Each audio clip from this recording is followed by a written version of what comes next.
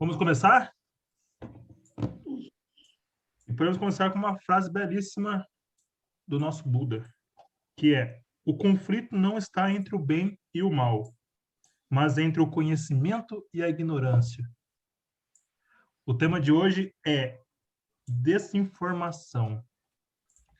E temos conosco hoje essa pessoa sensacional para dar aula, que é o André Paixão. André, boa tarde, tudo bem contigo? Como é que tá? Ai, gente, que nervoso. Boa tarde, pessoal. Tudo bem? Como vocês estão? Bom, André, fica à vontade. Boa, Aí, boa aula. Obrigadão. valeu. Bom, primeiro, obrigado pelo convite. Deixa eu preparar aqui minha tela, que eu preparei uma apresentação e estou com uma colinha aqui do lado. Então, vou compartilhar minha tela com vocês. A gente já vai começando. Então, cadê? Aqui. Vocês conseguem ver minha tela? Sim. Beleza, então vamos lá. Sim. Bom, pessoal, acho que quase todo mundo me conhece, né? Eu sou André Paixão, sou jornalista desde 2013, final de 2013, me formei. Estou no movimento espírita desde 2010, assim, nasci numa casa espírita, desde pequeno já frequentei evangelização de uma casa aqui em São Bernardo, aí em 2009, 10, comecei a frequentar o grupo João Ramalho, de São Bernardo, e, consequentemente, a Comemofra, enfim, o Movimento da Fraternidade. E hoje eu atuo na coordenação da equipe de comunicação da Comemofra, então toda a parte de estrutura, de como a Comemofra se comunica nas redes sociais, enfim, Facebook, YouTube, Instagram, tudo isso a gente que cuida, inclusive a Natália, que está aqui também, está junto comigo na coordenação dessa equipe. E hoje Diego me convidou, né, em alguns meses já, né, Diego, para falar um pouquinho sobre comunicação, desinformação, fato ou fake. E aí eu fiz um apanhadão de coisas, a gente vai viajar um pouquinho no tempo, a gente vai falar um pouco sobre a imprensa, um pouco sobre algumas passagens do Evangelho, e eu vou terminar falando um pouquinho sobre fake news no nosso dia a dia, né, que acho que todo mundo já ouviu falar nesse termo em algum momento nos últimos anos, uma coisa que, infelizmente, tem sido difundido aí não só no nosso país, né, mas como no mundo como um todo. Vamos lá. Então, eu falei um pouquinho sobre como vai ser os nossos próximos minutos, né? Eu separei aqui um pouco de uma passagem de Jesus, depois a gente fala um pouquinho sobre a criação, a difusão do livro, e a gente volta para o Evangelho, vai permeando aí pelo Evangelho, pelo nosso cotidiano, e assim a gente vai indo. O que eu queria combinar com vocês sempre que vocês quiserem participar, falar alguma coisa, perguntar, concordar, discordar, enfim, fiquem à vontade, podem me interromper. A gente vai fazendo com uma forma de bate-papo. O Diego falou em aula, mas acho que a gente vai fazer muito mais um bate-papo, né? Então, fiquem à vontade sempre que quiserem falar alguma coisa, se expressar, enfim, afinal a gente está falando de comunicação, então sintam-se livres para isso. Quero começar com essa frase aqui, com essa passagem vou ler para vocês. Como nas suas pegadas caminhasse grande massa de povo, Jesus, voltando-se, disse-lhe: se alguém vem a mim e não odeia a seu pai e a sua mãe, a sua mulher e a seus filhos, a seus irmãos e irmãs, mesmo a sua própria vida, não pode ser meu discípulo. Isso está em Lucas, capítulo 14, nos versículos de 25 a 27. Aí eu quero fazer uma pergunta para vocês, né? Imaginando que nenhum de vocês conhecesse o Evangelho, e aí alguém chegasse e falasse: olha, Jesus falou isso. Exatamente assim. Se alguém vem a mim e não odeia seu pai e sua mãe, ou seus filhos, ou seus irmãos, ou sua própria vida, não pode ser meu discípulo, não, viu? Se vocês não conhecessem o Evangelho, vocês acreditariam nessa frase? É uma coisa que parece plausível para vocês? Provavelmente não, né? Acho que se eu não conhecesse o Evangelho, eu achava estranho, né? Estranho. Se eu não odeio meus próximos, como que eu não posso seguir Jesus, né? É estranho. Mas, enfim, essa é uma passagem que, se vocês pegarem o Evangelho, vai estar no capítulo 23, e é um capítulo chamado Moral Estranha, ou em algumas traduções, estranha moral. E esse é um dos assuntos que eu quero puxar para a gente falar hoje. Eu vou falar um pouquinho mais tarde, mas eu quis começar esse nosso bate-papo com uma frase que parece que não foi dita por Jesus, para falar um pouquinho, né, sobre comunicação, como a gente se expressa, enfim. Entrou um negócio vermelho aqui na minha tela. Vocês estão vendo aí também? Sim, deve ser a caneta. Estava usando. Boa. Acho que não vai atrapalhar, não. Mas vamos lá. Antes da gente falar um pouquinho sobre isso daqui, eu queria fazer uma viagem no tempo com vocês e convidar todos a voltarmos ao século XV, entre 1401 e 1500. E nessa época, aqui eu vou falar um pouquinho sobre como era, né, a comunicação, a leitura, o acesso aos livros, enfim, como que eram os livros até o século XV. Então aqui eu separei uma ilustração. Essa foto é de um livro com certeza anterior a 1450. Naquela época, vamos imaginar que hoje, 24 de julho, qualquer um de nós quisesse um livro, uma Bíblia, vamos dizer assim. Eu quero uma Bíblia.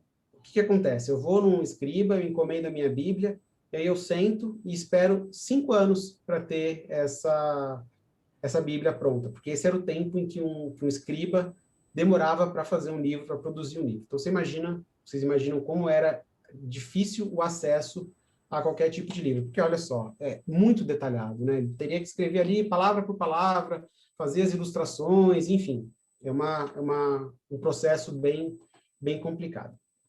Aí eu quero trazer, aliás, um pouquinho antes de trazer esse senhor charmoso aqui de bigode, eu quero propor uma reflexão com vocês também. Além de toda essa questão de demorar para ter um livro produzido, isso pagando um trabalho de um escriba por 5 anos para escrever um negócio para vocês, vocês podem imaginar também quão caro não era ter um livro.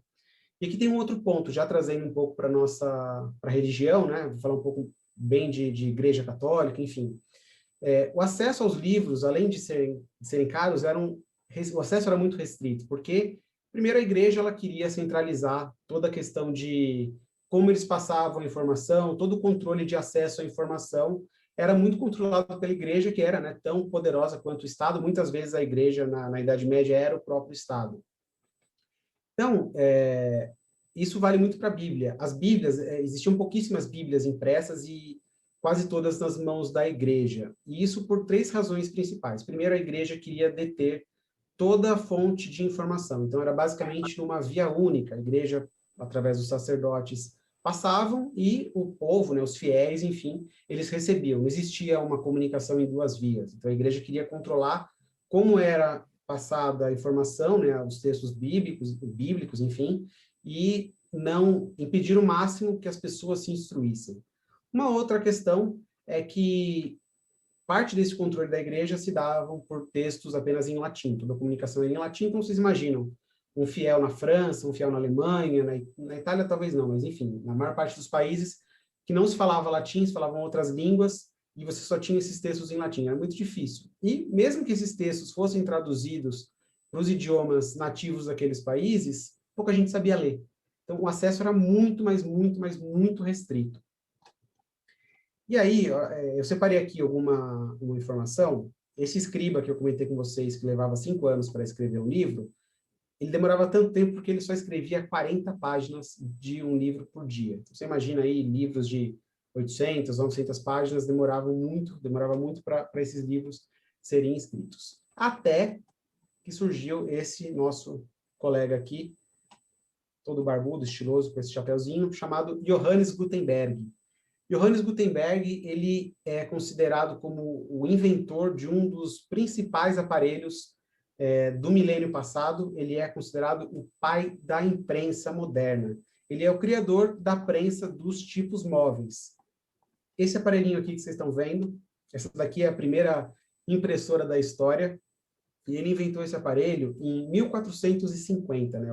O que dizem, né, os historiadores é que a invenção da prensa, esse aparelho oficialmente chama prensa de tipos móveis, foi inventado em 1450. Eu trouxe aqui todo mundo consegue ver a imagem aqui? Sim, tranquilo. Boa. Eu vou explicar basicamente como funciona uma prensa de tipos móveis. A parte principal do aparelho é essa parte central aqui, onde a gente tem essa placa chamada cabeça de tipos. como funcionava? Esse princípio foi usado durante muito tempo, até algumas décadas atrás, obviamente, né, com mais tecnologia, mas o princípio em si era o mesmo na impressão dos jornais. Os jornais, até algumas, talvez 3, 4 décadas atrás, eles eram impressos seguindo esse princípio. Um tipógrafo, ele pegava uma placa de metal, uma placa grandona, né, no tamanho da página, e aí ele organizava com letrinhas, plaquinhas menores, assim, desse tamanho mais ou menos, cada uma, com as letras, ele organizava ali nessa placona de metal, né, que forma a página, ele organizava todo o texto, palavra, letra por letra, até formar, né, a palavra no conjunto, ali ele colocava numa espécie de forma, e aí quando essa placa estava pronta, ele colocava nessa parte aqui chamada cabeça dos tipos. Depois ele pegava aqui na lateral, se vocês olharem, tem duas almofadinhas nessa base principal aqui, com a cabeça vermelha, olha só. Ele pegava essa almofadinha com tinta e passava, né, em cima dessa placa de metal, vinha com uma folha em branco, nessa dobra aqui do lado direito, colocava em cima, beleza, fechava. Quando ele puxava para baixo da prensa, era só baixar a prensa, e aí sim estampava na folha o conteúdo que ele queria. Aí era só tirar de volta e deixar a folha secando. Parece um pouco trabalhoso, né, perto do que a gente tem hoje, mas com isso, só para vocês terem uma ideia, a produtividade de um escriba de 40 páginas por dia, essa mesma máquina imprimia até 3.600 páginas em um dia. Ou seja, você multiplicava aí, eu sou ruim de matemática, pelo menos quase 100 vezes, né, a produção de um escriba para uma máquina. Então, você teria ali 100 escribas escrevendo numa prensa, fazendo o trabalho de uma prensa de tipos móveis. Então, vocês podem imaginar, né, que o tamanho da revolução que esse aparelho trouxe para a sociedade naquela época. Basicamente, aqui, vamos lá, esse daqui foi o primeiro livro impresso da história. O primeiro, a gente pode chamar, o primeiro best-seller do mundo é a Bíblia de Gutenberg, que foi a primeira obra. Gutenberg, quando criou esse aparelho, pensou, o que eu posso imprimir aqui que seja minimamente rentável? Então, ele resolveu imprimir a Bíblia, e essa Bíblia tem algumas peculiaridades.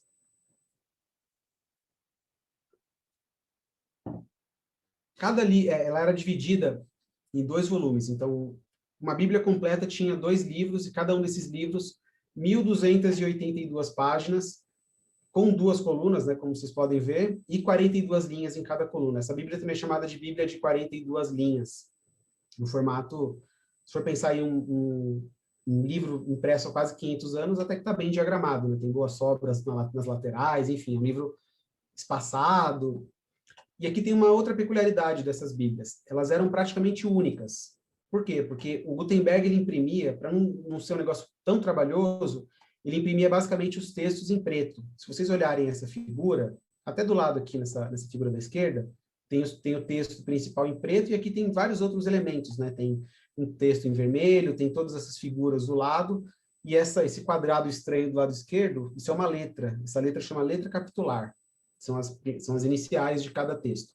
O Gutenberg não imprimia nada disso, ele só imprimia o texto em preto. E aí, quando o livro era entregue, o dono daquele livro mandava para um artesão, e o artesão desenhava, né, fazia todas as ilustrações.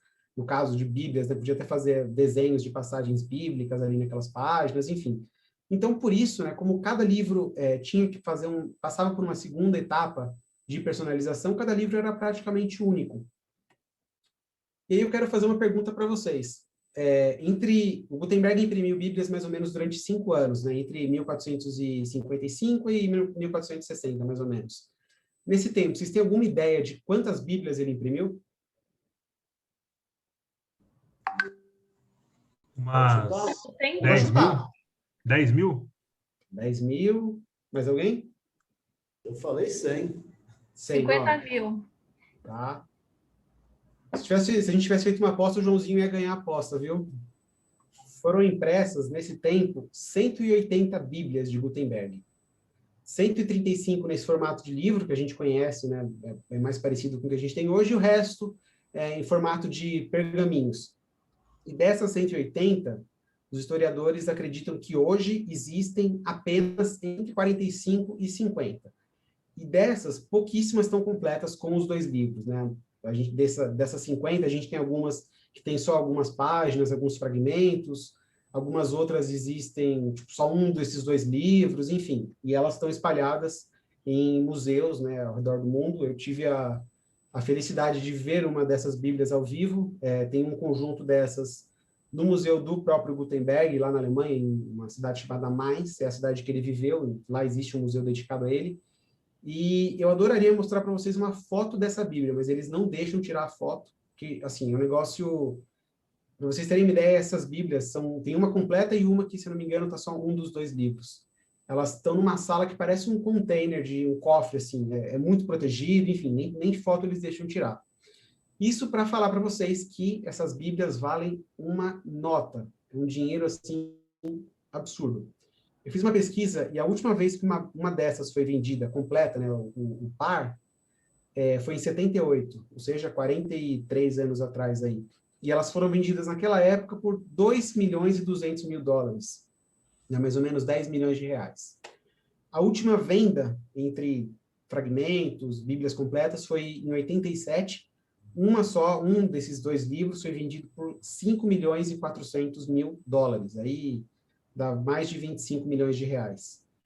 E o valor atualizado dessas Bíblias é de 35 milhões de dólares. Hoje, se alguém que tem uma dessas Bíblias duplas, né, esses 2 volumes, ele vende por 35 milhões de dólares, é quanto vale um par dessas Bíblias. Ou seja, é um negócio raríssimo e vocês veem, né, é uma coisa que mudou toda a história, né, da comunicação, da imprensa, né, foi a invenção da imprensa, e o Gutenberg não ganhou um centavo com essa invenção, para vocês terem uma ideia.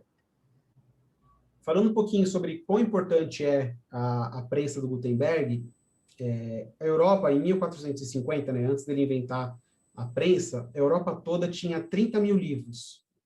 É bem pouco, e aí, né, entra aquela explicação de que os livros eram caros, pouca gente sabia ler, todo o conteúdo religioso era mais controlado pela igreja, enfim.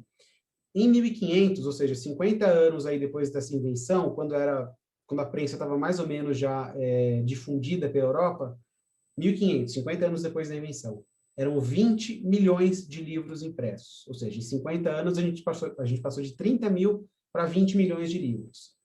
E com isso, né, a gente tem aí essa evolução, né, esse acesso que a prensa permitiu, né, das pessoas à literatura.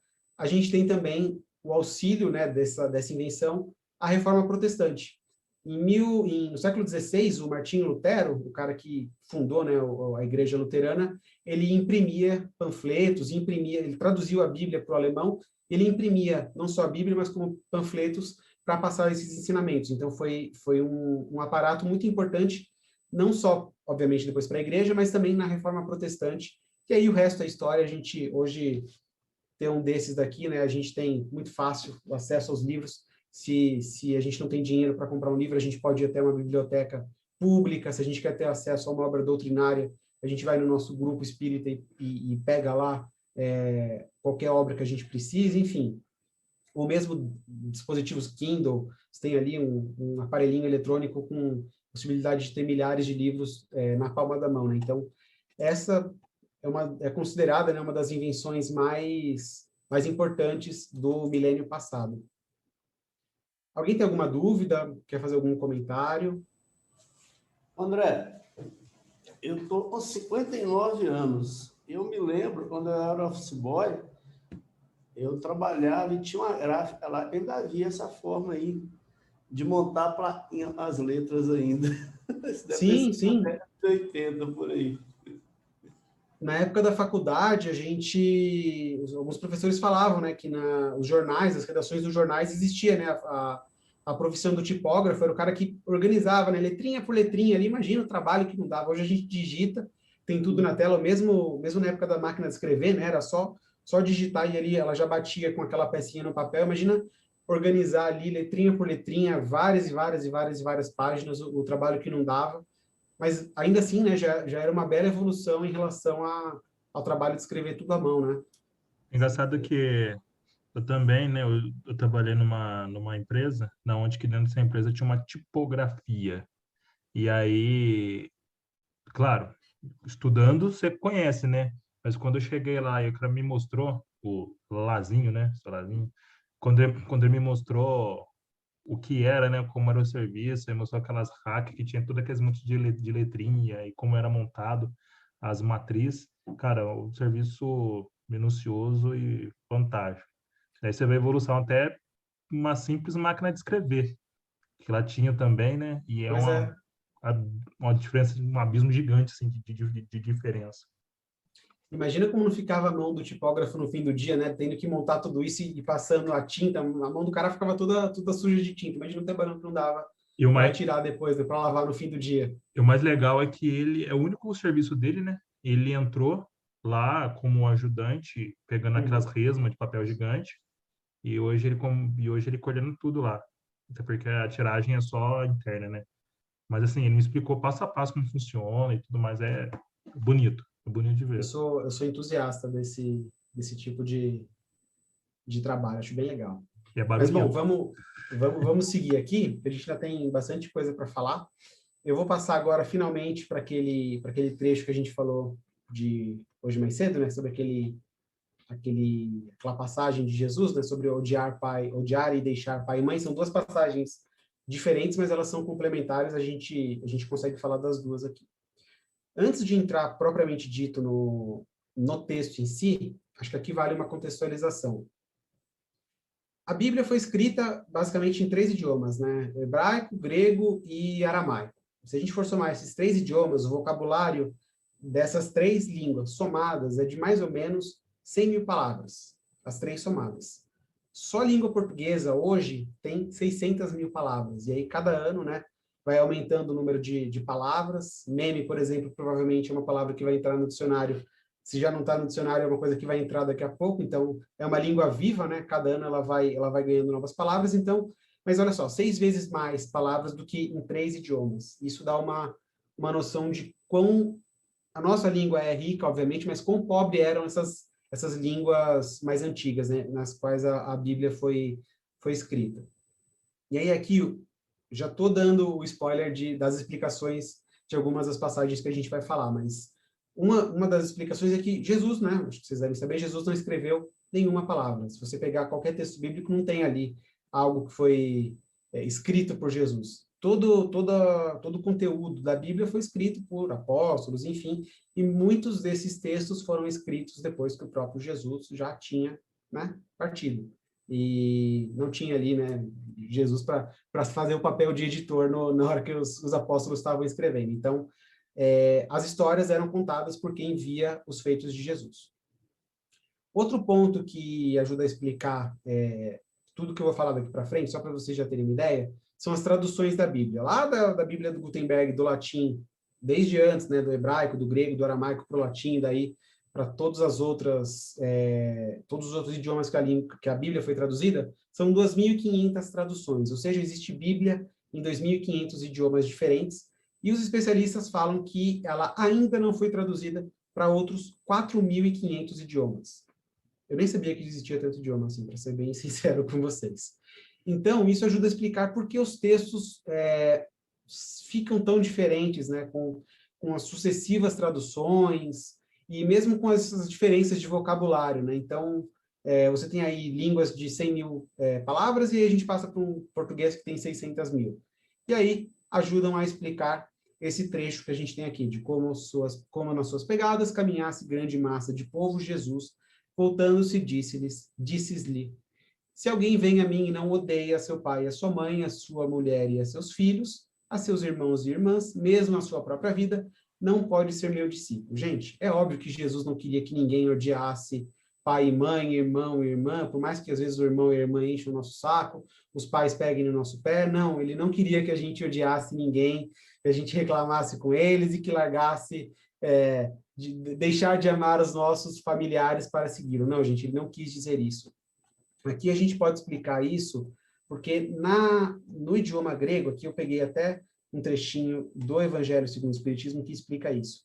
Nesse caso, a pobreza da língua, se eu não me engano era o grego, a pobreza da língua grega, o odiar ele tinha mais de um significado.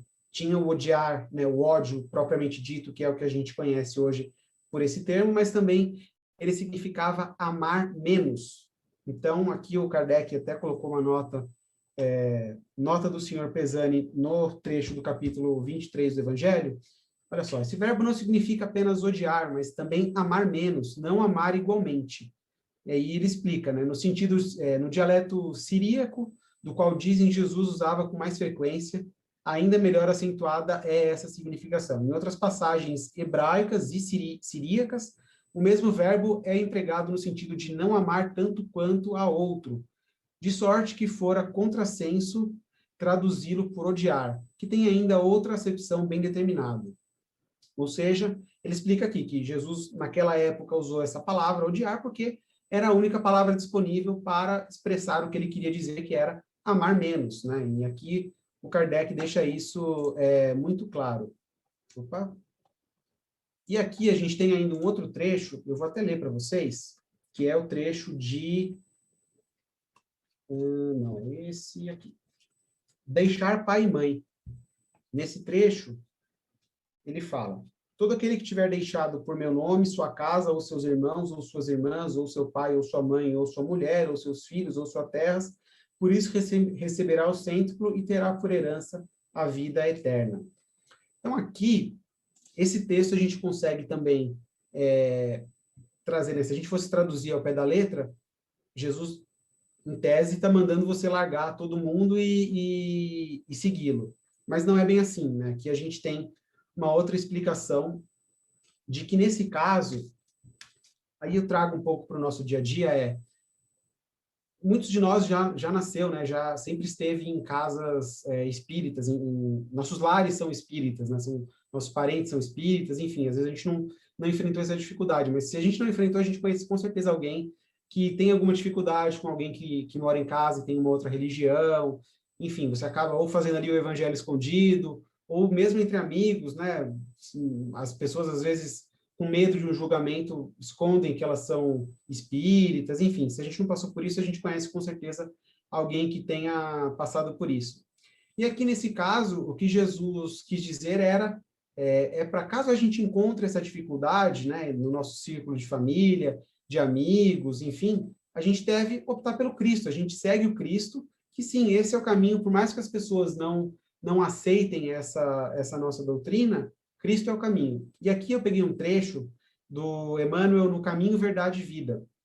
E ele fala: se os pais são incompreensíveis, se a companheira é ingrata, se os irmãos parecem cruéis, é preciso renunciar à alegria de tê-los melhores ou perfeitos, a fim de trabalhar no aperfeiçoamento com Jesus. Acaso não encontras compreensão no lar? Os amigos e irmãos são indiferentes e rudes? Permanece ao lado deles, mesmo assim, esperando para mais tarde o júbilo de encontrar os que se afinam perfeitamente contigo. Ou seja, basicamente aqui ele está falando tudo que Jesus fala no Evangelho com as outras palavras para trazer para a nossa realidade, né? Esse é um livro de 1973, né? Contra uma Bíblia escrita aí, né? Textos bíblicos escritos, né? De passagens de mais de 2000 anos. A gente tem aqui uma tradução moderna, vamos dizer assim, dessa passagem. Se alguém resolvesse parar para reescrever esse trecho hoje, provavelmente sairia um pouquinho diferente, mas o sentido é esse mesmo. A gente tem que ter, sim, a preocupação no nosso convívio no lar, com os nossos amigos, sem dúvida, mas a nossa preocupação é com a vida futura e com a nossa jornada evolutiva. Então, aqui, o caminho, né, é seguir o Cristo. Alguém tem alguma dúvida? Quer fazer alguma observação? Nath? Eu queria só fazer um comentário. Eu acho que é mais para poder, talvez, agregar, né? Quando eu lia em Kardec, né, que não é tão longe. Quando a gente pega a Bíblia, estava muito longe da gente. Kardec já é uma coisa muito mais próxima. Já tinha as concepções de ciência, ele é embasado na filosofia. E aí, na Bíblia, em Kardec, a gente encontra ele usando as palavras de sofrimento, né? Como se o sofrimento fosse uma ferramenta pedagógica. E isso sempre me incomodou, tipo, muito, porque eu vejo isso em outras religiões, e quando eu via isso em Kardec, me frustrava. Como se o sofrimento ele fosse necessário para a evolução, o que a gente não encontra no Espiritismo. Então, eu ficava pensando, tipo, como que o cara que decodificou trouxe isso? E aí, quando a gente olha do francês, inclusive eu vi numa palestra de uma amiga minha, né, que é uma língua atual que a gente ainda usa, que é vasta, a gente ainda vê que o sofrimento, ele pode ser, né, o sofrimento, a palavra sofrimento do francês, eu acho que ela pode ser usada tanto como improdutividade, então aquilo que não é tão produtivo, quanto atraso. Então, quando a gente, né, pega isso, essa tradução, não é esse sofrimento do português. Então, e aí eu fiquei pensando, né, por que que as outras religiões não tratam talvez o sofrimento por conta do mesmo problema? Então eu acho que quando a gente pagar na Bíblia, mas muita coisa atual também, né? A gente se perde não só na tradução, mas no sentido. Sem dúvida. Acho que talvez entre um pouquinho de como, aqui talvez seja um pouco polêmico isso, mas de como as lideranças querem passar esses textos para as pessoas, né? Às vezes é mais interessante passar o sofrer no sentido de flagelo mesmo, né, do que nesse outro sentido. De fato, acho que com tanta diversidade linguística que a gente tem, eu trouxe aqui alguns exemplos mais, acho que escandalosos, né, desse capítulo. Aliás, esse capítulo é muito interessante, ele traz até outros exemplos, mas qualquer obra que a gente pegar às vezes de 40, 50 anos mesmo, se a gente fosse traduzir ou retraduzir ou reinterpretar, hoje a gente escreveria de uma forma diferente, né? Porque não só nós evoluímos, como a linguística evolui também, né? Então, vamos seguir adiante aqui. Eu separei aqui um outro pedaço, e aqui eu fiz uma correlação de fato ou fake com os falsos cristos e falsos profetas. Antes de tudo, aqui eu trouxe uma passagem da primeira epístola de João, mas antes eu volto já nela. Eu fui procurar no dicionário, fui buscar no Michaelis o que significa profeta. Lá tem 5 significados, e aqui eu separei os 3 que eu achei mais interessantes. Então, o primeiro deles é um indivíduo que faz predições por inspiração divina. O segundo é uma pessoa que supostamente tem o dom da vidência. E o terceiro significado é um indivíduo que tem intuição aguçada e, por meio dela, prevê acontecimentos. Então, a gente volta aqui para uma passagem da primeira epístola de João. Vamos lá. Meus bem-amados, não creiais em qualquer espírito. Experimentai se os espíritos são de Deus, porquanto muitos falsos profetas se têm levantado no mundo. Então, vamos lá. Opa, sem spoiler. Basicamente, o que eu já vi isso, né? Alguns anos atrás, andando numa praça, uma pessoa em cima de um caixotinho, declamando. A gente vê, isso não é de hoje, né? E desde essa época, né? Exatamente por isso temos aqui nessas obras, sobre profecias. O que as nossas obras falam de profetas são pessoas que trazem as mensagens de Deus. Profeta, segundo o Espiritismo, segundo a maior parte das religiões, é um enviado de Deus com a missão de instruir os homens, o que é bem diferente desses 3 significados do dicionário. Então, aqui o que pode rolar é uma certa confusão entre o significado do termo profeta. E aqui eu trouxe um outro trecho. Ao longo do tempo, as pessoas elas usam, né, esses falsos discursos, falsas promessas, ilusões, teorias falhas, falando que elas têm o poder divino, que elas estão ali para operar milagres, se apresentando como Messias, tudo isso com um propósito simples e puro de enganar outras pessoas. Se aproveitar de pessoas fragilizadas, levantar dinheiro dessas pessoas, enfim. E a gente sabe que não é esse o significado que, né, o termo profeta tem nas obras que a gente estuda. Então, eu separei aqui, sem nenhuma pretensão de profetizar, um manual de como identificar um falso profeta, com tudo que um profeta de verdade não faz. Ou seja, se você vê uma coisa contrária a essa, muito provavelmente é um falso profeta. Então, o profeta de verdade, ele se revela pelos seus atos, ele não se proclama como profeta. Ele não é ele é adivinhado pelas pessoas. Isso aqui está no Evangelho. Né? Os falsos profetas se revelam por seus atos, são adivinhados. Um falso profeta, um verdadeiro profeta, ele não faz marketing, ele não se autopromove. Dificilmente ele vai lá na pracinha colocar um banquinho com um megafone e falar, olha, sou aqui um profeta, sou um Messias. Não, ele não vai fazer isso. Ele é humilde, ele é modesto. Um profeta de verdade, ele não se anuncia como enviado de Deus, ele não teme que não lhe deem crédito, então, por mais que ele faça o trabalho dele, e essa é a função do verdadeiro profeta, ele vai fazer, ele vai ter o ato, ele não está nem aí se as pessoas vão dar crédito para ele ou não. Ele, de boa, não... E ele não se diz dono da verdade. Acho que esse daqui é um dos principais pontos, né? Ele sabe que ele não é o dono da verdade e, claro, vão haver contestações, enfim, e ele está bem tranquilo em relação a isso. Dito isso, eu quero trazer para vocês um pouco sobre falsas profecias do nosso cotidiano. Acho que só antes de partir para essa parte, alguém quer falar alguma coisa? Aqui eu vou trazer um pouco, daqui para frente é basicamente muito sobre comunicação e muito pouco sobre espiritismo. Alguém? Fiquem à vontade. Não? Então, beleza. Bora falar de fake news no nosso dia a dia. Aqui eu trouxe alguns exemplos, mas antes eu queria perguntar para vocês, como vocês, quem quiser, por favor, fique à vontade para falar, como vocês se informam no dia a dia de vocês? Como vocês veem as notícias? Ou como as notícias chegam até vocês? Ultimamente tem sido um árduo trabalho de filtrar as notícias. Cara, dos perfis dos principais jornalistas, né? Em cada área, claro. E dos veículos primários, né? Eu queria comentar que eu sempre gostei muito de ter aplicativos de sites e de jornais no meu celular. Então, eu tinha aplicativo de 3 ou 4 e eu normalmente consultava eles. E aí, com todo o estresse, ansiedade e acontecimentos políticos na pandemia, eu falei, não quero saber de notícia nenhuma. Eu desinstalei todos os aplicativos e falei, não quero. E aí eu comecei a consumir o conteúdo do que eu frequentava, né? Que seriam Instagram e conversas em família. Aí eu descobri que eu não podia ficar sem os aplicativos de notícia, porque a gente, querendo ou não, a gente está exposto à notícia o tempo inteiro, né? Iludida era eu de achar que eu ia ter um tiquinho de paz, né? A gente tem que...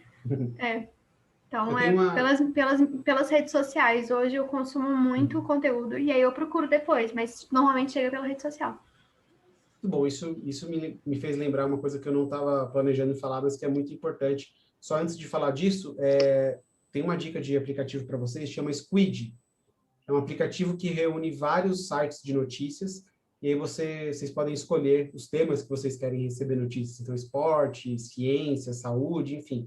E aí ele tem um feed que ele mostra várias notícias de vários diferentes veículos. É bem legal, acho que talvez para salvar de ter 5, 6 aplicativos diferentes é uma opção. Mas o que você falou agora sobre redes sociais, isso é muito interessante porque todas as redes sociais, Facebook, Instagram, Twitter, até o YouTube, eles têm um troço chamado algoritmo. E esse algoritmo, ele te conhece, ou seja, você não precisa colocar nenhuma informação sua nos seus posts, mas baseado nas suas preferências, o que você clica, o que você não clica, quanto tempo você passa vendo aquela postagem. Eles te conhecem muito provavelmente melhor do que os nossos pais, nossos maridos, esposas, namorados. O Facebook conhece a gente muito melhor do que qualquer pessoa e eles mandam sempre conteúdos com os quais a gente interage mais. Então, se você segue lá o jornal Pets de Belo Horizonte, ele vai buscar conteúdos semelhantes e sempre vai trazer isso para você. Então, essa é uma forma... Não vou falar que eu não uso o Facebook para me informar, porque não tem jeito, né? A gente acaba recebendo conteúdos do tipo, mas aí talvez não será a única forma da gente se informar. Agora vamos entrar um pouquinho sobre esse assunto, né, de fake news. O Senado fez uma pesquisa, encomendou uma pesquisa, e essa pesquisa mostra que 79% daqueles entrevistados usam o WhatsApp como uma fonte de informação. 79%. É muita gente. O brasileiro é naturalmente um dos povos que mais usa redes sociais e fica na frente do celular no mundo. Isso tem outras pesquisas que falam isso. E aí, como o brasileiro é um povo que precisa ser estudado e passa muito tempo no Zap, ele até criou um nome alternativo para o WhatsApp, ele passa muito tempo ali, o que acontece? Pessoas não muito bem, sem boa fé, se aproveitam disso para espalhar as notícias falsas. Aqui eu trouxe um exemplo, é um exemplo bobo que eu achei na internet, mas isso daqui é uma fake news, essa figura do lado direito. Então aqui a gente tem, vou fazer uma análise por partes aqui. A gente tem no topo o logo do G1, e aqui é um link do G1. Então, de fato, se você pegar qualquer link do G1, compartilhar, ele vai ter essa cara, vai ter esse quadrado vermelho com a inscrição G1. E eu não peguei G1 porque eu trabalhei lá, gente, foi o primeiro exemplo que eu achei, tá? Isso vale para qualquer, vale para o UOL, vale para Folha, CNN, enfim. É só um exemplo. Aqui vem um texto. O prefeito Arthur Vigílio Neto, seguindo orientações do presidente Jair Bolsonaro, determina a volta às aulas e abertura total do comércio V a partir de quinta-feira. Um pouquinho abaixo a gente tem um link, https://g1.globo.com. E aqui começa a fraude. Se vocês olharem na sequência, a gente tem um outro link aqui, ó. Começa com esse HTTP, o segundo HTTPS, e aí vai para um endereço super estranho aqui, que não dá nem para, né? É um link gigantesco. E esse daqui é um caso clássico de golpe de fake news. Eu não cliquei nesse link, isso daqui é uma imagem, eu baixei por conta do Google, mas provavelmente vocês já receberam ou já viram algum caso semelhante. Essas pessoas de má fé, elas se usam de sites de notícias verdadeiros para compartilhar fake news. Então, aqui, o que a pessoa fez? Ela colou o link do G1, e aí apareceu essa parte do logo, e aí todo o texto é falso. A pessoa coloca o texto que convém a ela, e aí o que você, intuitivamente, você não vai clicar ali no comecinho do link, você vai clicar em algum lugar aqui nas linhas seguintes, e aí você vai ser direcionado para uma outra página qualquer, e aí, enfim, o conteúdo varia muito, né? De acordo com o que aquela pessoa, com os interesses daquela pessoa. Esse daqui é só um exemplo de fake news. Aí aqui eu preparei do lado algumas dicas de como a gente faz para não cair em fake news. Então, normalmente, essas fakes, elas têm um tom alarmista. Uma notícia, isso a gente aprende na faculdade, a notícia é o quando, onde, como e por quê. O que aconteceu, quando aconteceu, como aconteceu. No título, geralmente, isso está muito condensado. Então, por exemplo, um exemplo bobo aqui. Brasil ganha medalha de ouro no vôlei nas Olimpíadas. Isso é um título conciso. A informação que você precisa está toda ali. Uma fake news, não. Ela vai ter um tom alarmista. Ela vai ser um negócio que foi feita para chamar atenção. E até por isso, né, ela tem uma capacidade gigantesca de viralizar. Uma notícia comum, um buraco de rua, ele não vai viralizar, a não ser que o buraco tenha engolido 3 carros e um ônibus. Um buraco de rua é só um buraco de rua. Então, uma fake news, ela não vai ser uma notícia qualquer, ela vai ser uma notícia que vai fazer com que você clique. Muitas vezes, elas apelam para a teoria da conspiração. Então, são coisas absurdas que comprovadamente são mentiras. Caso das vacinas. Quantas e quantas fake news relacionadas à vacina? Fulano tomou vacina tal e virou jacaré. Tipo, isso chama atenção, você vai lá e clica.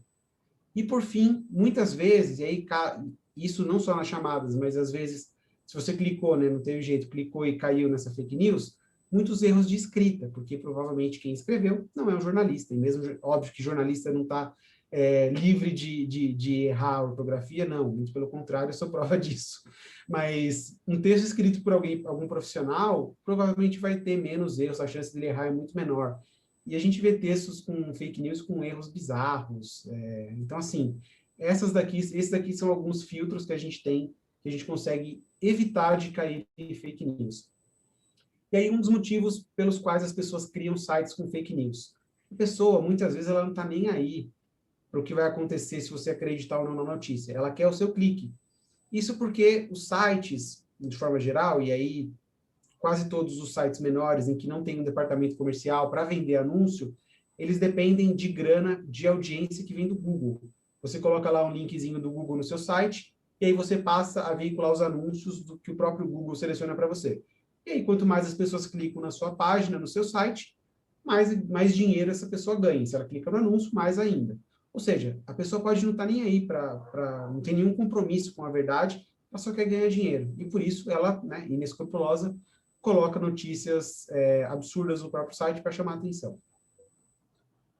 Seguindo aqui, eu trouxe 2 vacinas para a gente não cair em fake news.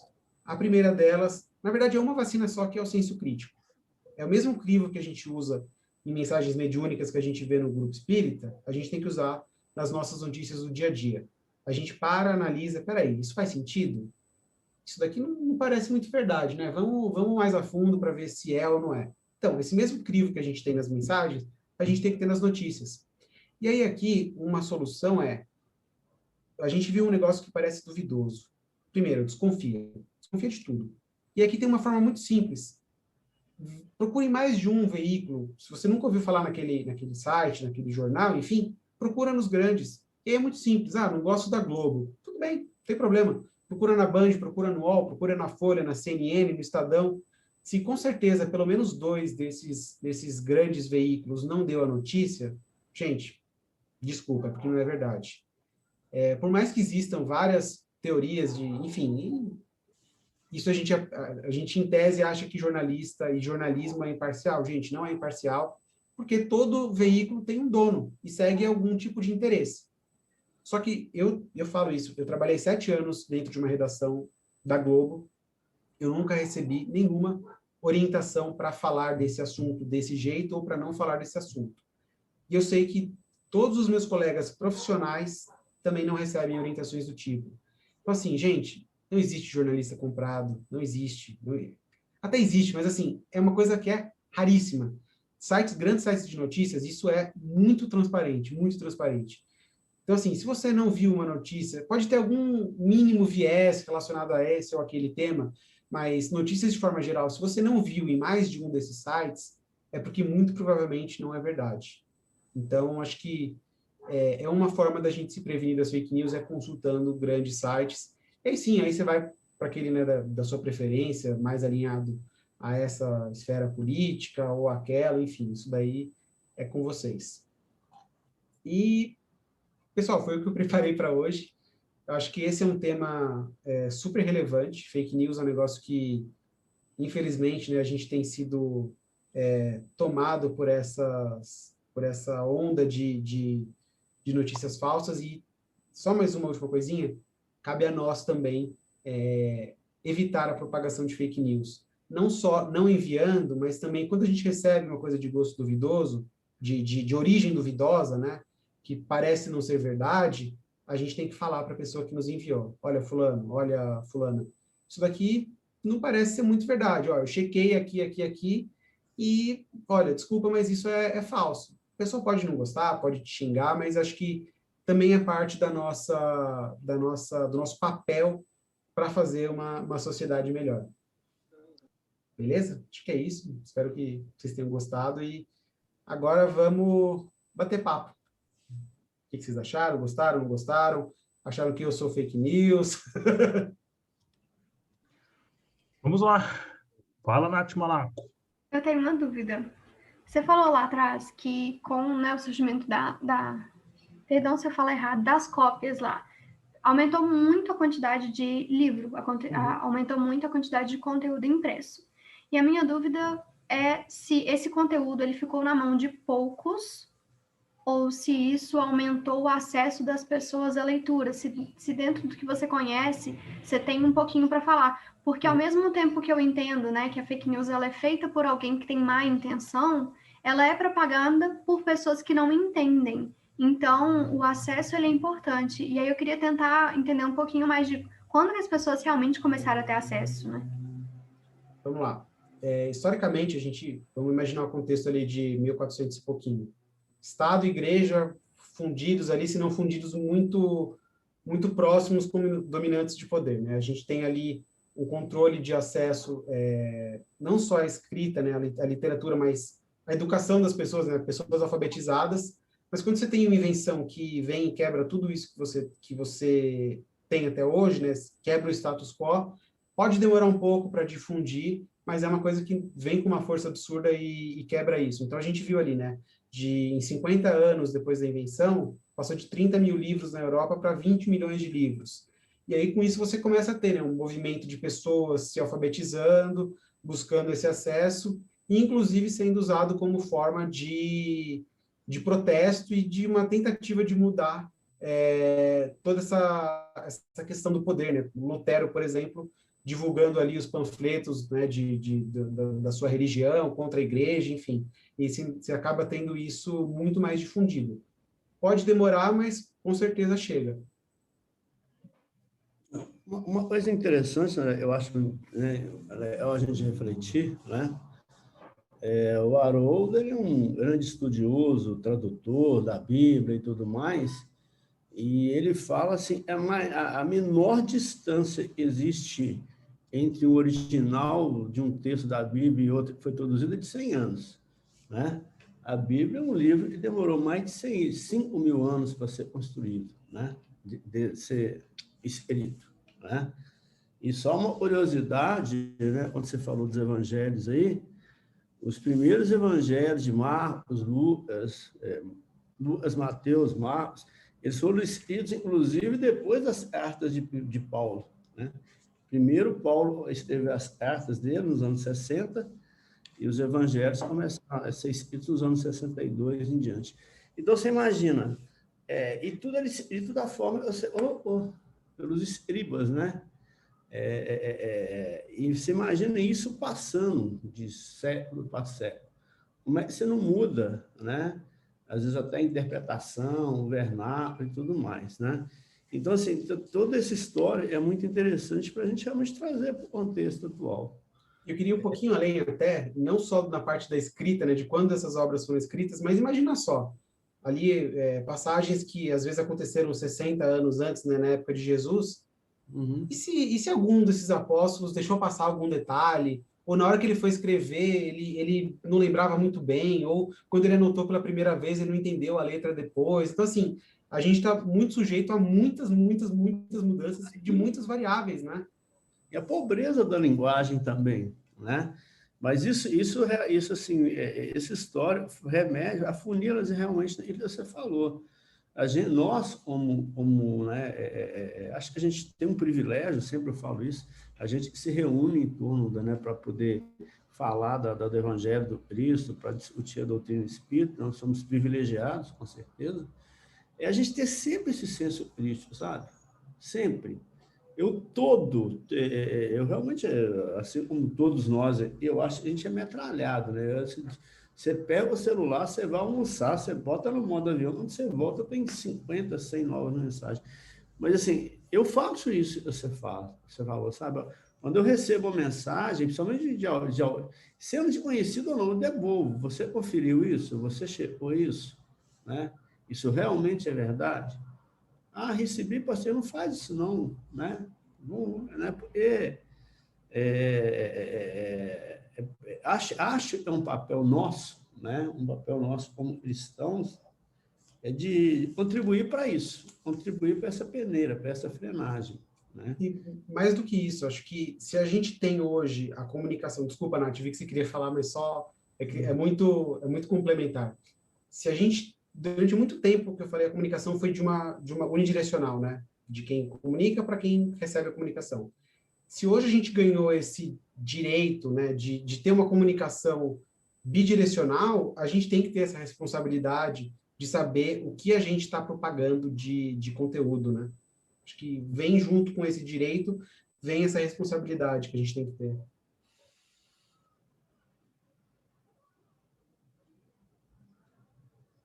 Já que como já estou falando, eu lembrei agora de uma coisa que é muito curioso, né? Como hoje a gente vê um trabalho de alguns setores querendo invalidar alguns textos, acabar com algumas obras, desqualificar Isso eu falo de forma geral, não estou falando no meio espírita.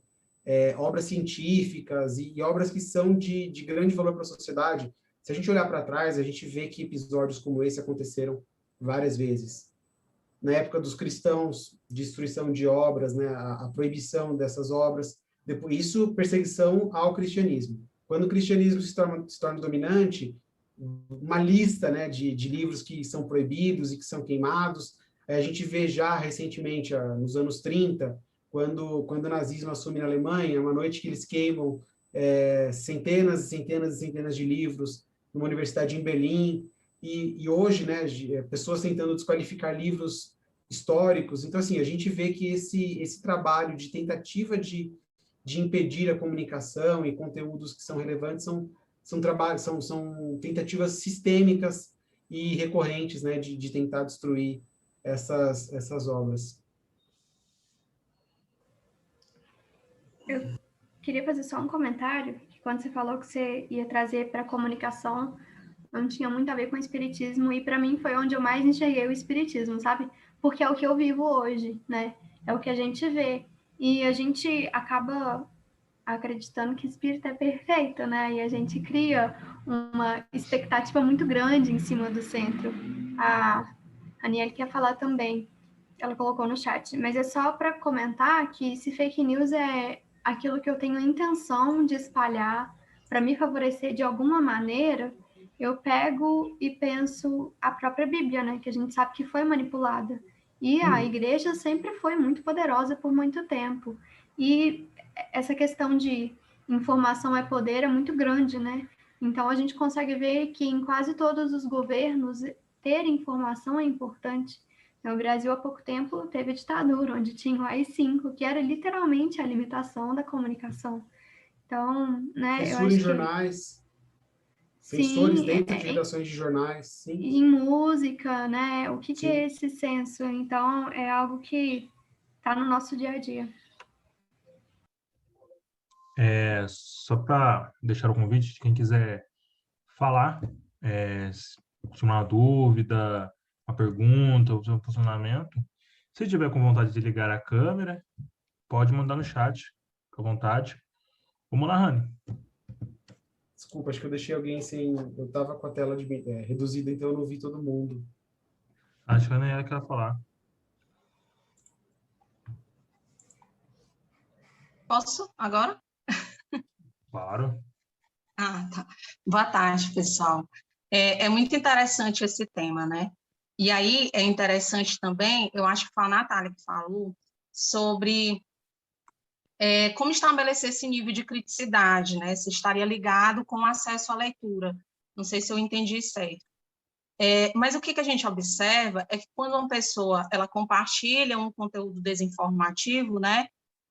Ela está muito mais alinhada à sua crença, sabe? Do que o fato dela ter uma leitura em si, dela ter uma formação.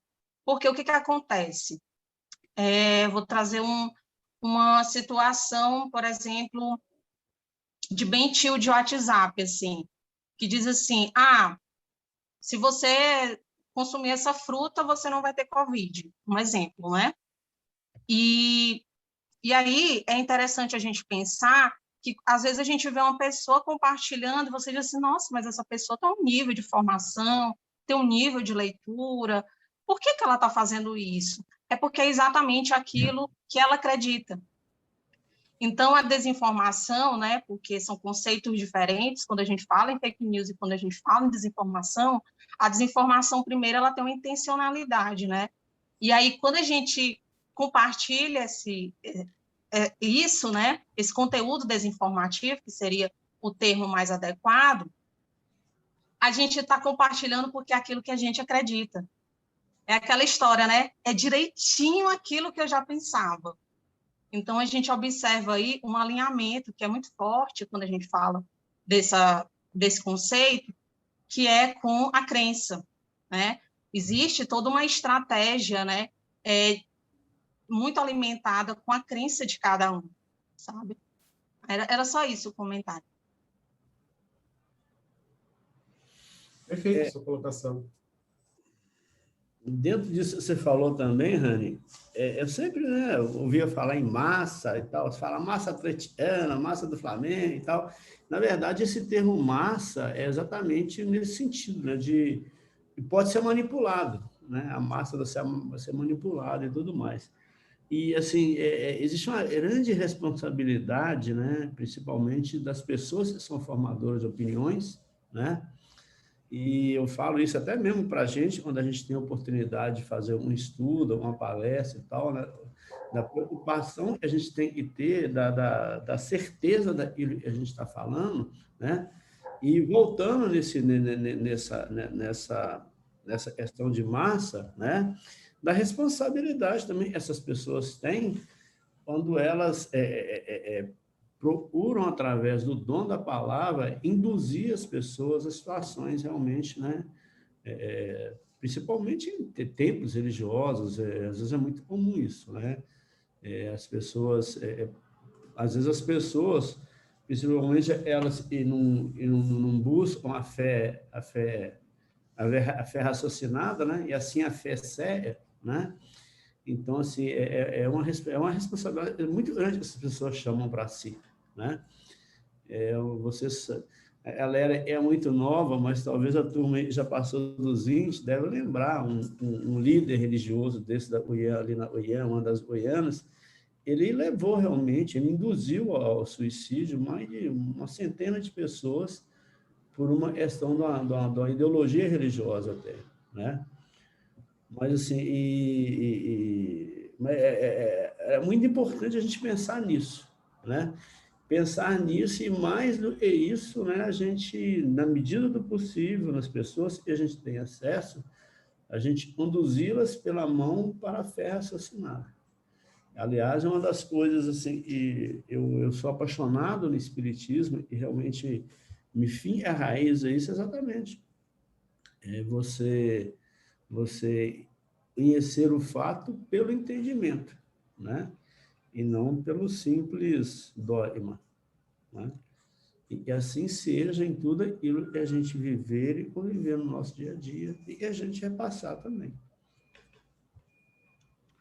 A Martinha, que está falando que está trabalhando hoje, né? Ela fala que São Francisco de Assis diz que repensar a nossa postura e atos, pois ele pode ser o único evangelho que a pessoa que nos observa ter a contato. Somos constantemente copiados e imitados.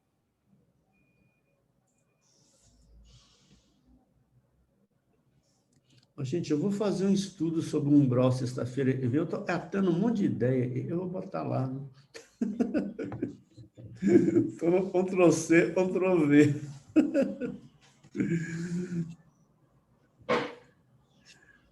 Mas tem tudo a ver isso mesmo. Muito legal isso.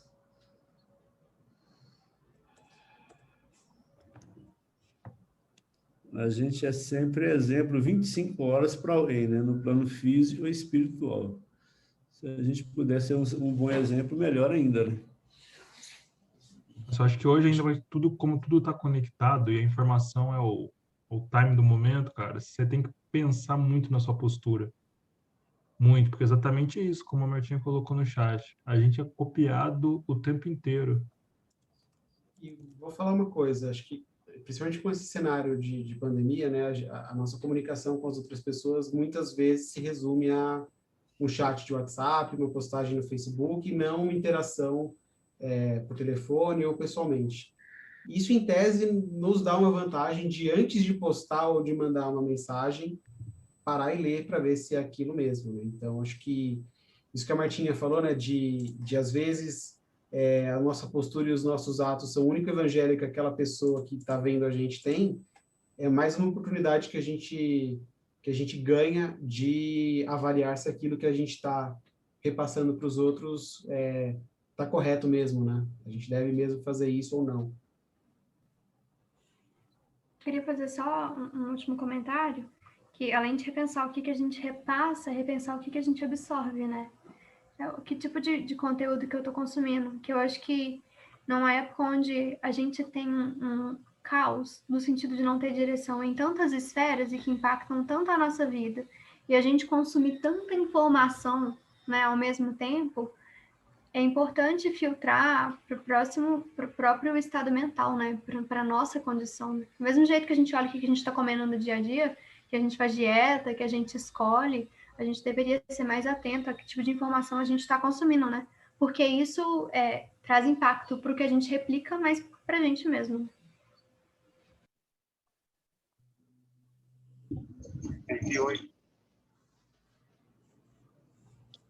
Ô, André, foi Francisco de Assis que falou, eu só sigo a regra dele, viu? Só fui te dar o crédito pela frase dele. Boa. Passar a fonte da informação, né? Sempre, Com sempre. certeza. Francisco de Assis, fonte boa. Presbítero Sigmund Inverso. Quinto, bloco 4, apartamento. Da minha parte era isso, Tiagão. Agora, se quiser tocar daqui para frente, Apartamento é o seu. Beleza. Mais alguém queira fazer um comentário? Uma pergunta? Pensar. Me desculpe não ligar a câmera por conta da internet, que está oscilando, tá bem? Eu sou Márcia, sou de Olinda. Essa semana passada, um colega, que é pré-final, e ela pedia pelos vizinhos, pedia pela polícia geral, assim, realmente com muita fé. Mas no dia seguinte ela posta uma mensagem que ia completamente de encontro àquilo que ela tinha solicitado na sua oração, né? Então, eu acho que o que eu quero deixar nesse momento é essa reflexão, né? Dessa dualidade que às vezes está em nós e está no nosso companheiro, e que quando possível a gente possa dar um ombro amigo para conversar um pouco, para que aquela pessoa também possa entender a si mesma. Ok? Márcia, tem muito disso mesmo, né? Esse dualismo nosso, né? A gente posta mensagens lindas e maravilhosas do Cristo, de Divaldo, e vem às vezes, umas alfinetadas, às vezes, por interesses, né? Hoje mesmo eu estava até uma mensagem que chegou para a gente num dos grupos que eu participo lá do LOR, do Haroldo, falando exatamente isso, né? Que às vezes a gente, como espírita, você tem essa dualidade de mandar uma mensagem, depois você fica espalhando ódio, principalmente por questões políticas e tudo mais, né? Alimentando... Nossa, a gente eu vi aí de amigos, famílias se desfazendo, né? Por causa de questões políticas, questões... É terrível, é muito ruim isso, né? É muito ruim isso. E só, Márcia, tem um caso que eu gosto muito de contar, né? E eu não sei até que ponto é verdade, é verídico ou não, mas conta-se de estava tendo uma reunião de vários religiosos, de várias religiões, né? Lá na França, e lá tinha representantes do catolicismo, islamismo, espiritismo, hinduísmo, enfim. E perguntaram para o Andy, né? Um cristão, para provocá-lo, perguntou para ele como se faria para cristianizar a Índia. Pergunta completamente ridícula, né? E fora de contexto. Uhum. Porque a gente sabe que a religião hindu é muito precedente ao cristianismo. Ele respondeu muito simples. O dia que os cristãos agirem como Cristo, será fácil cristianizar a Índia. Então, é mais ou menos isso, né? É mais ou menos isso.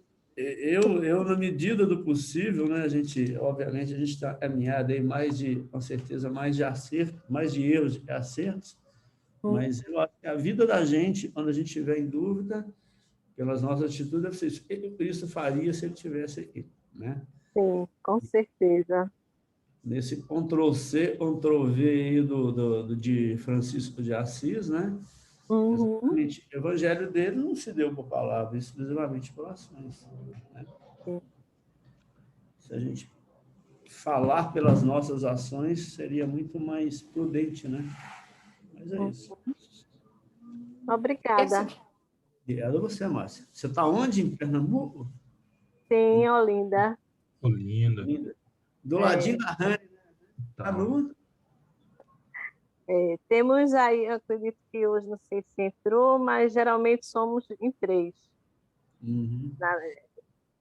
Eu acho que hoje não deu tempo elas entrarem, mas geralmente somos em 3. Essa família universal é um barato.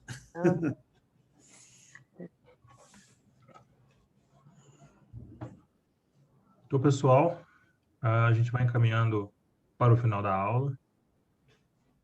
Queria agradecer ao André pela exposição do tema, por aceitar o convite, o desafio. Valeu, André, obrigadão.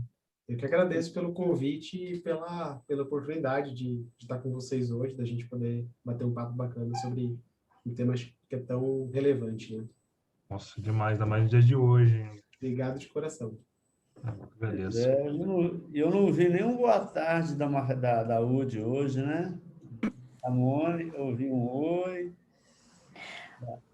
Boa tarde, João, meu querido João. Boa tarde, André. Oi, Tudo Udi, bem com boa tarde. vocês? Tudo certo. E por Que aí? bom. Só assim para fechar o material, não precisar disso, só para falar, porque eu não falei hoje. Eu penso que a gente precisa pensar muito na maturidade do nosso espírito, porque às vezes a gente acha que é certo hoje, e aí eu levanto a minha bandeira e sacudo, e aí amanhã acontece um fato da vida e eu vejo que aquilo não é aquela verdade assim. Então a gente tem que ter um olhar para nós de muita responsabilidade e de muita prudência e delicadeza, porque o que é verdadeiro hoje, amanhã eu posso tomar por falso e vice-versa. Ah, é por isso que essas notícias e essas informações têm tanto poder, porque a gente não leva com responsabilidade a fala, conhece-te a ti mesmo. E agir a gente cheio de paixão e fala e vai nas redes sociais e defende coisa e tal, depois a gente tem que voltar para pegar os cacos e ir reconstruindo a imagem, né? Então, é por isso que a fake news tem poder, porque a gente não se conhece. Então, nós somos vítimas dessas armadilhas e somos vítimas de nós mesmos. Então, assim, é muito bom o trabalho, esse trabalho eu acho de fundamental importância, mas é o conhece-te a ti mesmo. Gira, gira e entra aí, né? Então, a gente tem que conhecer mesmo.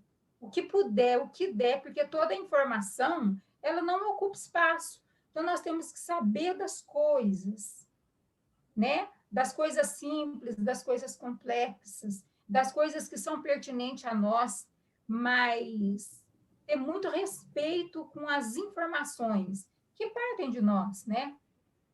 Para que a gente, para que quando a fake news, para que quando a mentira, né, se aproximar de nós, ela faça como uma fumaça, né? E a gente tenha esse poder de falar, gente, como assim? Né? Exatamente. Com certeza. E acho que você tem que ter também o respeito, né? Porque hoje você pode defender aquilo, mas você não precisa desrespeitar o oposto daquilo ou aquilo outro. Porque como nós estamos em constante evolução, né, constante mutação, seria até normal você, qualquer momento da sua vida, você defender o oposto, ou Deu aquilo que errado. seja, né, não aquilo que você defendeu. Então, você tem que ter esse respeito com o próximo e ter, me fugiu a palavra, e ter, Yeah. como? Empatia. Empatia. Empatia. Empatia também. Porque é natural, cara. A gente está em constante evolução. Mas você tem que responder pelos seus atos. Isso aí é fundamental, importância. Você sabe que eu li uma vez no muro e estava escrito assim, ó, só os medíocres nunca mudam. Eu achei aquilo meio grosseria. Mas é verdade. Infeliz de quem não muda. Gente, vocês nunca votaram no candidato, depois tiveram vontade de ir lá bater nele? Ter falado mal dele, depois ir lá e votar, falar do bem, vota no cara, vai lá, tudo. Aí você fala, gente, eu pus essa besta lá, né? Nunca aconteceu isso com vocês, só comigo? Acho que o Brasil é meio corriqueiro isso. Nas vezes que aconteceu comigo, eu falei, olha, que Deus o ilumine muito. Ele tem a sabedoria para conduzir ele em frente. Né? Eu não Senão sou você uma volta e pessoa fala tão assim, ó, boa, eu Deus queira aquele gostaria que cara ele na minha boca. morresse no meu... Peraí, não entendi. É onde? Eu não tenho todo esse olhar de delicadeza e amor, eu desejei que ele morresse no meio. Não, e dependendo da situação, eu torço muito, principalmente quando ele é o comandante do município, seja lá de onde for, porque eu ouvi uma frase do Alexandre Assis, eu achei fantástica. Quando eu entro no avião Eu posso até não ir com a era do piloto, mas a última coisa que eu vou fazer é torcer para o avião cair. Então, é mais ou menos isso, né? E até por caridade também, né? Eu acho que a gente... uma das coisas, eu sempre, quando eu posso, eu me lembro nas minhas preces, de primeiramente pedir sabedoria aos líderes, né? Mundiais e tudo mais, porque também são pessoas que têm oportunidades únicas, né, nas suas encarnações e terão uma responsabilidade enorme se assim o falharem. É isso daí, Sr. João. Vamos para alguns recadinhos, mudando um pouco a ordem. Todas as nossas aulas são gravadas, então quem quiser rever essa aula maravilhosa, como rever a aula maravilhosa semana passada, da antepassada, enfim, que perdeu alguma aula maravilhosa, todas as aulas elas são gravadas e depois são postadas no canal no canal do YouTube Movimento da Fraternidade, onde lá vai ter uma playlist com o nome estudo.com, que é a nossa aula, e estão todas as aulas lá certinhas. Ok? E hoje, quando eu abri o YouTube, a primeira sugestão estava lá, aula de número 16. Ó! Isso foi o algoritmo do YouTube te sugerindo. Com certeza. Bom, para encerrar com chave de ouro, eu gostaria de chamar ela, Nath Malaco, para poder fazer a nossa peça de encerramento.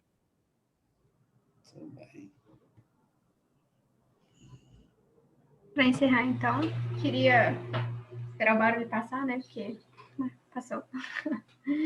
Queria pedir para quem se sentir confortável fechar os olhos, que a gente possa silenciar nosso coração, silenciar nossa mente, elevar os nossos pensamentos.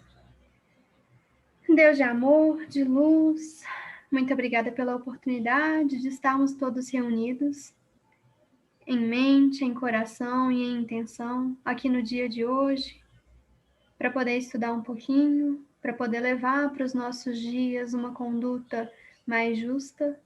Quero agradecer a oportunidade a todos os que estão envolvidos na organização, na apresentação, que sejam iluminados, a equipe espiritual que sempre nos ampara. Nosso muito obrigado. Que as reflexões de hoje sirvam de reflexões e muito mais que sirvam de ação, que a gente possa levar o que a gente aprendeu hoje para o nosso dia a dia, que a gente possa colocar amor em tudo que a gente faz e encarar as nossas atitudes com responsabilidade, né? Uma semana com muita luz, com muita tranquilidade, e que assim seja. Yes. Muito bom. Muito obrigado, pessoal. Que assim seja. André, obrigado, viu? Por tudo que você preparou para a gente hoje, com tanto cuidado, com tanto carinho. Foi uma aula, de verdade mesmo. Eu que agradeço a atenção de vocês. Muito bom. Eu demais. Cada dia eu não fico mais seu fã ainda. O contrário é totalmente válido também. Terminou de arrumar a cozinha aí, Avenida Brasil 30. Estou te esperando, pode vir. Será bem-vindo. O Uber vai sair meio caro, eu posso demorar um pouquinho para chegar, viu? Oi? O Uber pode ficar um pouquinho caro, eu posso demorar um pouquinho para chegar, mas eu vou. Não, eu estou pegando quem está do lado. Bom, e antes de encerrar aqui a gravação, só queria deixar registrado que a pessoa que vai dar a próxima aula é diferenciada. Oh, Diferenciada. Anuncia de uma vez. É bela, hein? Mônica Signori. Ah! Por falar em responsabilidade, né, queridos? Todas as redes sociais.